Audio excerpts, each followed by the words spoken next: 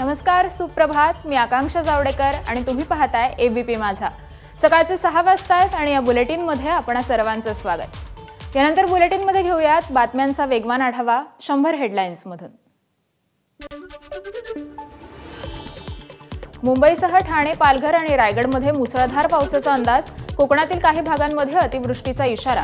पुढील 2 ते 3 दिवस कोकणासह मध्य महाराष्ट्रात मुसळधार पावसाचा अंदाज.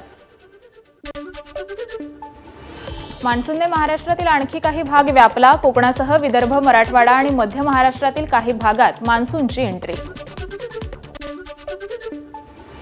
पुढील 24 तास सिंधुदुर्ग आणि रत्नागिरीसाठी ऑरेंज अलर्ट, तर रायगड, ठाणे आणि पालघरसाठी येलो अलर्ट. मुसळधार पावसामुळे राज्यात 24 तासात 18 नागरिकांचा मृत्यू तसंच 65 नागरिक जखमी. राज्याच्या आपत्ती विभागाच्या अहवालातून माहिती समोर. वाशी हायवेला लागून असलेल्या वाशी प्लाझा सोसायटीची भिंत कोसळली. अनेक वाहनांचं नुकसान. सुदैवानं कुठलीही जीवितहानी नाही. ठाण्यातील इमारतीची संरक्षक भिंत कोसळली. सिद्धिविनायक पार्कमधील संरक्षक भिंत कोसळली. कुठलीही जीवितहानी नाहीये. कल्याण डोंबिवलीत पावसाची रिपरिप. विविध ठिकाणी 13 झाडं पडली. एका इमारतीच्या पहिल्या माळ्याचा स्लॅब देखील कोसळला, तर मोहने परिसरात विजेचा खांब कोसळला. सुदैवानं जीवितहानी नाही. बदलापूर सीएसएमटी लोकलला गळती. प्रवाशांचे हाल. रेल्वे प्रशासनानं गळती थांबवावी, अन्यथा वेगळ्या पद्धतीनं सांगितलं जाणार. कल्याण कसारा कर्जत रेल्वे प्रवासी संघटनेचे अध्यक्ष राजेश घनघाव यांची माहिती. मुंबई पूर्व उपनगरात मुसळधार पाऊस. एलसीबीएस रोडवर सखल भागात साचलं पाणी. वाहतूक देखील मंदावली. नवी मुंबईतील तुर्भे रेल्वे स्थानकाच्या सबवेमध्ये पाणी साचलं. रेल्वे स्थानकात पाणी साचल्यानं प्रवाशांचे हाल. पावसाचं प्रमाण वाढल्यानं रेल्वे स्थानकातील सबवेमध्ये पाणी शिरलं.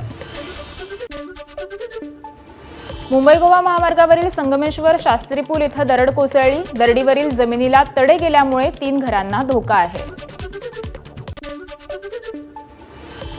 रत्नागिरी चिपळूणहून कराडकडे येणारी वाहतूक पर्यायी मार्गाने वळवली. कराड चिपळूण मार्गावरील वाजगाव येथील भराव पूल वाहून गेल्यामुळे अडचणीत वाहनांची वाहतूक पूर्णपणे बंद करण्यात आली आहे.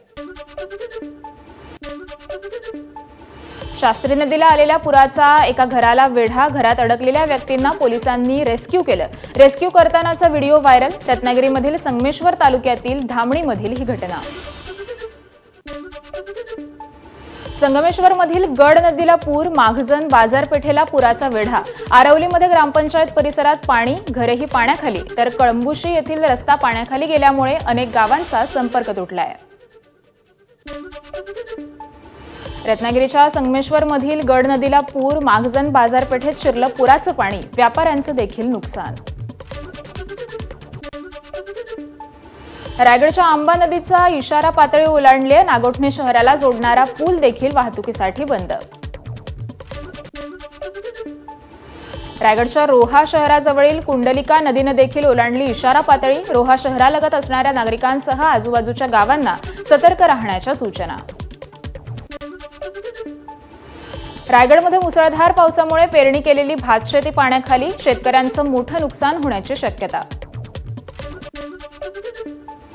सह्याद्रीच्या पर्वतरांगा परिसरात मुसळधार पाऊस. जुन्नर तालुक्याच्या पश्चिम आदिवासी पट्ट्यातील घाटघरचा फडके बंधारा ओव्हरफ्लो. यामुळे या भागातील आदिवासी शेतकऱ्यांचा वर्षभराचा पाणी प्रश्न मिटलेला आहे. पश्चिम घाटात सुरू असलेल्या मुसळधार पावसामुळे खानापूर तालुक्यातील मलप्रभा नदीच्या पाणी पातळीत वाढ. नदीचं पाणी हब्बनहट्टी येथील मारुती मंदिरात शिरलं होतं. कराड चिपळूण महामार्गावरील भराव वाहून गेला. रखडलेल्या महामार्गाच्या कामाचा प्रवाशांना फटका. साताऱ्याच्या पश्चिम घाट परिसरातील कोयनानगरमध्ये पाऊस. गुहागर पंढरपूर मार्गावर झाडाची भली मोठी फांदी उन्मळून पडलेली होती.